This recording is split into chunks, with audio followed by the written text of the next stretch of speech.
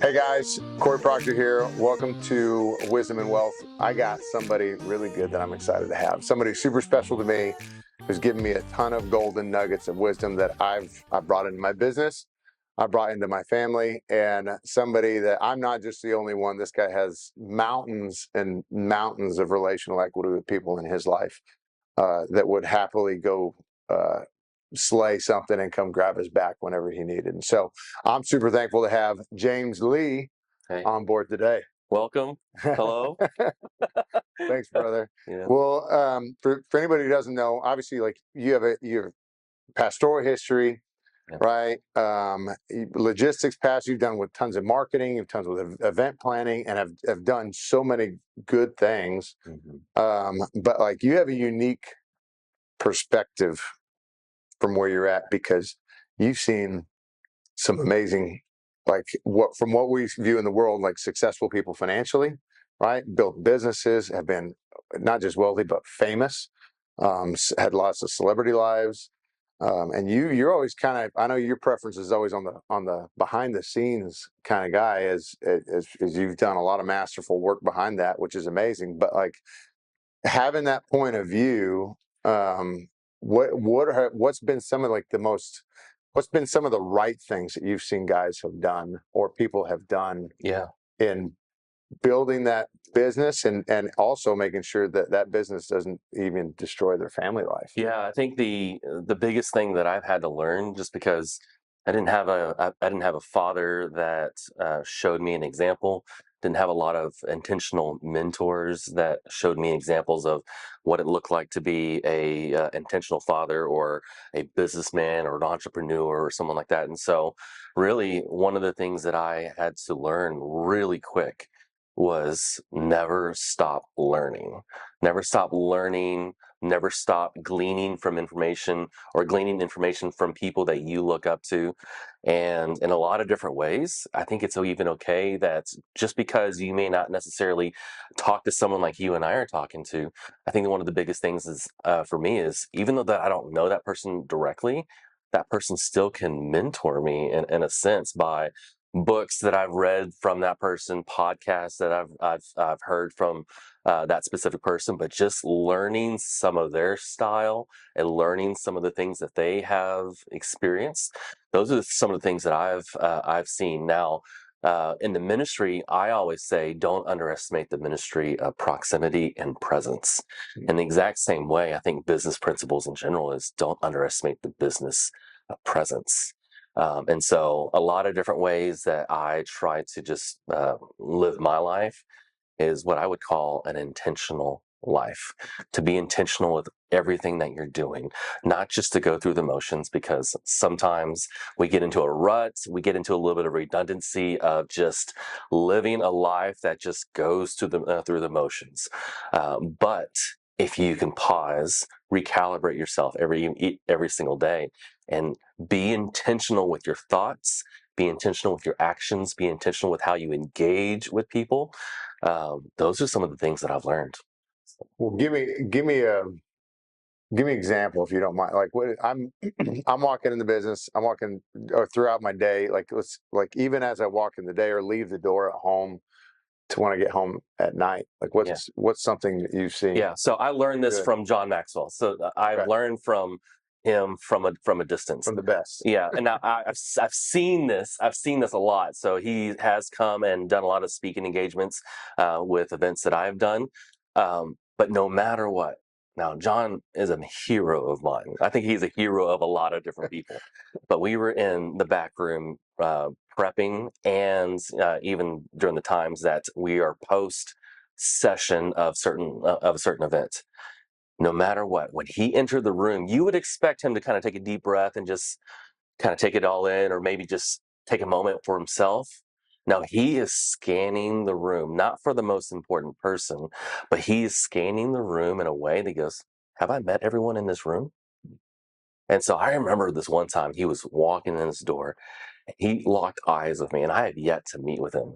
And he beelined it to me and just wanted to know my name, wanted to know what I do for for the conference that we were at. And it was the most surreal thing because the saying is never meet your heroes. Yeah. Well, he was one of those heroes that I'm like, he is the exact same person on stage, on the platform as he is behind the scenes and stuff. But to answer your question, the thing that I would always recommend doing is being intentional at work, but also being intentional at home. I think the hardest thing for a lot of working men, people who are businessmen, people who are leaders, is they will give 100% to their jobs, but they will not give 100% to their families. And so one of the things that I've had to change, because I didn't have a great example growing up. My father was abusive. He was an alcoholic. And so I had to learn in real time what it meant when I was intentional and what it meant not to be intentional. And the greatest indicator is your wife. The greatest indicator are your kids.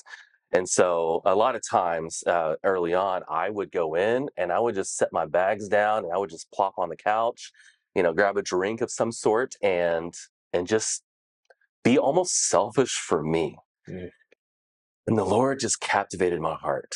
God just captivated my heart and just said, you need to give 100% at your job and give 100% at your home. In fact, we are all created to be sponges. We are created to soak up everything and squeeze out everything by the end of the day. Mm. In fact, I think a lot of times we leave little something in the tank for us to be by ourselves at night. And that's where a lot of men get in trouble. And so, practical ways that I've done that is the very first person that meets me at the door is not my wife, they're my kids. Yeah. But the most intentional thing that I can do is go straight to my wife and give her a hug and kiss and say, how are you doing? Because it sets an example that she's number one in my life when I get home. The second thing it does is it shows my kids the exact same thing, that I will hug and kiss and greet my wife, and then I'll hug my kids. Those are big things. Second thing I would do is set my phone down. Yeah. Sometimes we get so married to our phone that I just got to answer that one more thing. And so one of the things that I always did early on in my marriage is have a phone next to my ear as I was walking in. Well, you can't do principle number one if you have a phone attached to your ear when you're walking in. So I would end every single phone conversation before I even walked in that door. So I put my phone down as soon as I walked in and then greet my wife. The third thing that I would do is if I had a long day, this is a big thing too, because a lot of times you want to be like, I just need to get home and engage my family. The third thing that I would do is if I had a rough day, if I had a long day, I would call Christian, my wife, and just say, hey, I'm going to need about 10, 15 more minutes. Not at the office, but just driving around. Mm. Because those 10, 15 minutes would give me an extra breath of fresh air in my lungs so that I could be intentional going home. Because 10 minutes away could give me that extra fuel to engage my kids. Now, let me say it a different way. If I came home directly from a hard day and I came home and saw all the chaos of my kids and all that stuff, would I be giving my family 110%, if you will? Probably not. I'd still be thinking and processing everything. So, one, I would engage my wife. Two, I would end all phone conversations. And three, if I had a hard day, I would just take a few extra minutes, drive around the block so I can get my headspace right as I walk through that door. So That's awesome. I mean, that's perfect. And we're talking about this actually this morning in our small group was managing your marriage or like leading your marriage, and talking about what kind of seeds you're planting there, right? Because a lot for our wives, like every guys, we focus on the end result for the day, right? What are we going to get at the end of the day? And wives is not that case, but you got to be planting good seeds and be intentional about those good seeds. And because if you don't plant any, meaning leaving 100% at job and none, or leaving the little that's in the tank for the family, that's where weeds show up. Yeah. Right. And so that's a poor place to be. So that's, I mean, I love that. And then on top of it, John Maxwell, is I'm like, I don't know if you know, I'm like, I'll start tearing up because I love that guy so much. That was my segue in church. Was that one of the first books that I read was 21 Irrefutable Laws of Leadership. Yeah.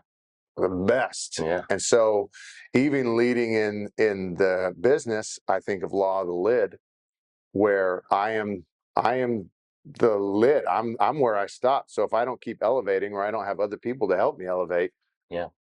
I'll stop the growth and everything. Yeah. And I don't want to be that lid, you know. So I love him because that there was one thing I took away, exactly what you're talking about, in his 13 invaluable laws of growth, was managing your calendar, right? And his wife's name was Margaret. I remember. It's the only reason I remember that. But he goes, Margaret is the only one who has total veto power over my whole calendar. Wow.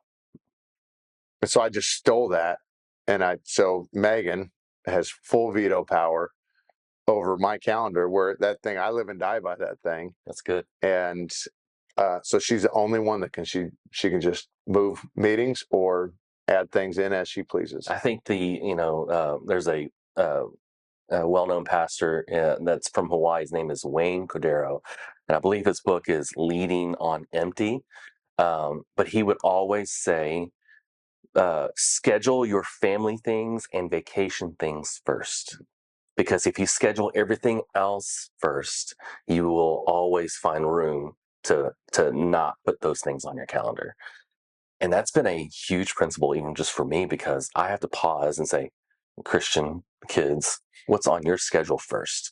I think Bruce Arians just had an interview as of late, a couple weeks ago, and he said, if you ever, as a coach, miss a music recital, a football practice, some type of school assembly, I will fire you. That's awesome. And he's learning this from an experience, because he hasn't been there for his family. He goes, you will always be there for your family. And I think that's a huge principle for us. So, I love it. Yeah. That's gold. That's gold to me. Yeah. Especially when it's like guys, and maybe you can speak to it a little more, but like me, especially, sports background, where I'm fed from my coaches. And so even then, like today in our business, I'm fed from my mentors or our clients that like say good job. Yeah. So that was a big feeding ground for me, or at least a confirmation, knowing that I'm doing something right, was to get that affirmation that like, this is what you're doing is right, or that encouragement. And so that it's like more opportunity, or there's more feeding going on in work where I can just go dive into it. And I think a lot of guys are like that, right? Where we're performance based, and like if I'm not performing where I feel significant, or at least I'm not getting some sort of affirmation back, then I'm not doing the right thing. That's why people tend to be more married to their job than their home, because a lot of that is, we live in a microwave culture, and our job can create instant gratification that we may not necessarily see at home. And that's why a lot of people get in trouble. I think one of the key things that we can possibly do as leaders is, there are two sides of our leadership. There's a leading side and there's a management side. You can't just be a leader without having good management, and you can't have good management without having a good leadership skill. In the exact same way, there are two different techniques that I would probably recommend as a leader to always have. Now, you just described a motivational leader. Someone who can, because you have a player's background, your sports background, you need some coach to drive you, to push you. That is a motivational leader. But also, one side that we always tend to forget is that you need to have an inspirational leader, someone who can draw you to the vision. Let me say it in this way. An inspirational leader will draw you to the vision. A motivational leader will push you towards that vision. And you got to have both. So two different, the inspirational and the motivational. One pushes, one pulls, right? One casts vision, something for you to go after and chase. One other helps push you along. So let's get into that. So like, if we have, I love going after. So like some of the things that I think that are lacking in this world, or for a lot of people to really get to the place they want to be, is the lack of action and their lack of speed in that action. Like some people take forever to do one small thing, to send one email. They think they have to have the most perfectly crafted email to get there in pitching a deal or closing something, whatever it is. And that's just me, but like what's something you've seen as like a practical way for somebody to execute intentionally in their life, whether it's trying to find success in their marriage or their business, to make them be most effective? Yeah. So for me, I get obsessed with finishing. I have to finish everything that I start. I get obsessed. So I will never start anything that I know that I can't finish. We just went on vacation and we did a 1,000-piece puzzle, and it frustrated me every single night that I couldn't finish this 1,000-piece puzzle that we just started 2 hours ago. So I always had to like figure out a stopping point so that I wouldn't get frustrated and go to bed angry, because that's what it was. Now, here's the other side of that. Just because I have that mentality, the obsession to finish everything I start, it actually gives me a little bit of hesitation to start anything. So I overthink. Okay, before I do anything, I have to figure out what the finish line looks like. And how that applies to what, if I can answer your question in an experiential type way, a lot of people love to try to find the biggest and the best idea, but they have no execution type thoughts about how to complete that thought. Well, a great idea with poor execution becomes an irrelevant thought. Yeah. But a simple idea with great execution becomes a magnificent thought. Let me say it in this way. Sometimes, and I'm talking to myself sometimes in the mirror when I say, just start, just start, just go. Sometimes I just need to motivate myself, push myself, and just say, you don't need to have the biggest and the best idea. You just need to do it and just go. I heard a speaker once say, you know what? Instead of you telling yourself, go do 100 push-ups, go tell yourself to do one push-up. Get on the floor and do one push-up. And when you get on the floor and do that one push-up, odds are you're probably not going to stay there and just do one push-up. I can do one more. I can do one more. I can do one more. And when you do that, you'll start having the mentality. When you start and you just take a simple idea like that and you just start, results will happen. See, that stuff is awesome. I love that. I'm a quick starter guy. Yeah. Very quick start. And I love getting things going, whatever it is, how stupid it looks. Yeah. I'm willing to look stupid to get to the smart spot. Yeah. And ready, fire, aim. Ready, fire. So, to a fault sometimes. And I but I like it because those are the people that I relate to. I'm like, great, go do it. Those are the ones I respect. But I realize there's the yin and yang, right, where we have to have the other side too, because we got to have good finishers. And so that's where like Mackenzie on our team is an excellent finisher. Where like she can take something, show them exactly what it is, and execute it. Be done. We need those people. Right. And so because I was like, I'd start a movie, I could not stop it. I have to finish it till I'm done in 1 in the morning.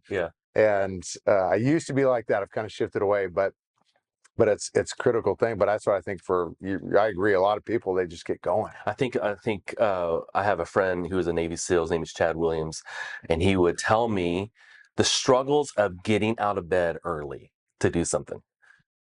You sit in bed, the alarm goes off, you start thinking about it. You actually start thinking about pushing snooze before you actually start thinking about getting up. And he said the best way to fight that is as soon as you hear the alarm, don't even think about it. Just stand up. Get up. Just stand up. And that starts your day. Because if you think about it, our minds and our own selfish desires will start convincing us to do the other thing. That's all. Just get up. Just get up. Get up. I needed that. I've been fighting that lately. So All right, well, let's do this. Give me something like you have seen so much good. What's something that you do today that is an absolute no brainer that you could tell yourself 10 or 20 years ago? Yeah,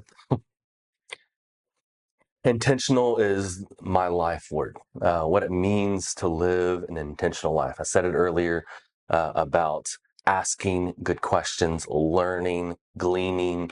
I also think that's one thing that I've seen just I'm a people watcher. I love watching people. I love watching people have conversations. I love watching people lead in certain ways. I also like watching people fail. I know that sounds a little unique, but I love watching people fail, but getting up and being more resilient. That's the story that I love.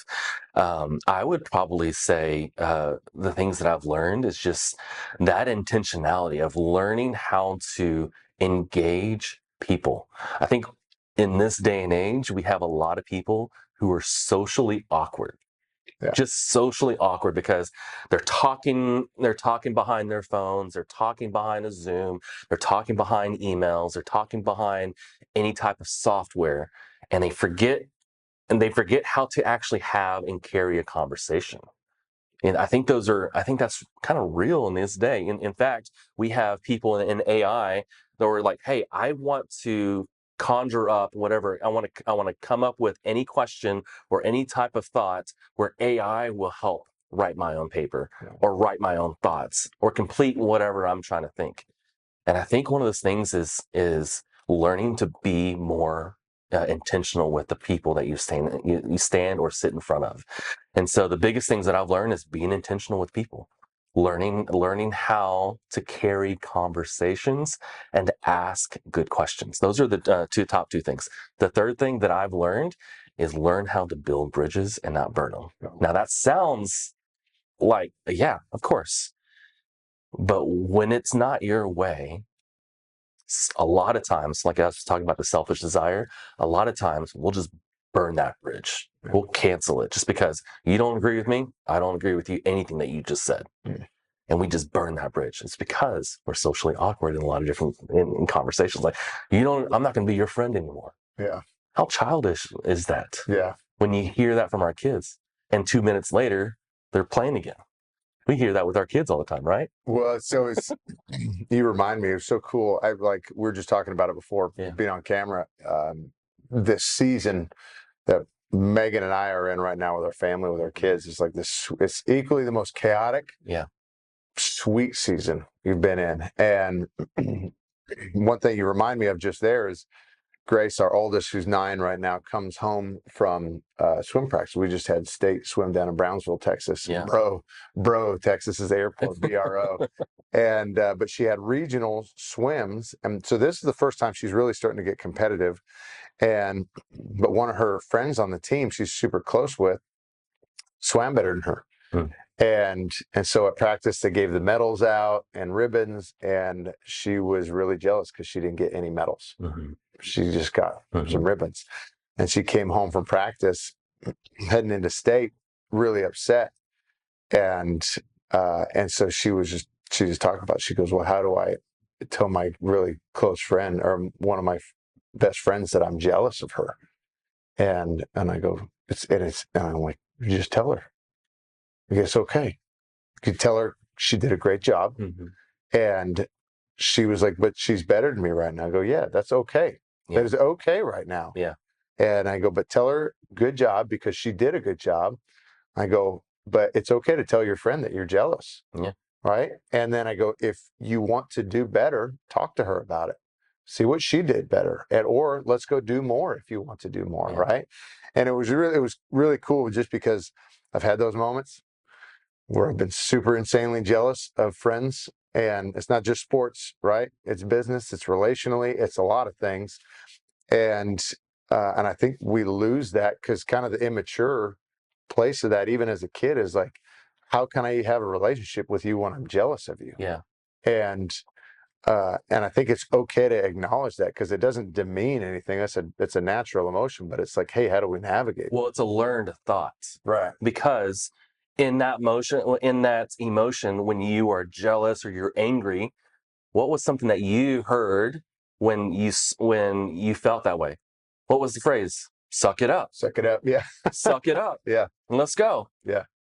And what that means to a kid is completely different than what it means to an adult. Yeah. Think about this before I even answer that question.